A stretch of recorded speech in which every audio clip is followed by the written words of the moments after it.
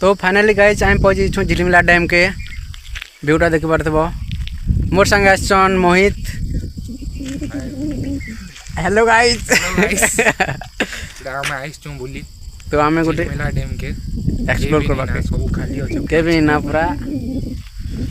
ready हो संदेह होना जे भल नहीं देखबार बहुत ठीक है भल देखि पार ए बाटे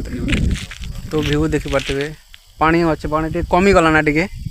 इवाटार गोटे बंद अच्छे जेनटा भी पूरा सुखी जाइछे आ गोटे तार तले गोटे बंद अछि एटा क्या करबो सुखी गला ना खरा मास पोदरार पेन सुखी गला टा गोटे के इतिर पेन पोदरार पेन भी हटी गलना तो इतिर पेन भी हटी गलना सबटा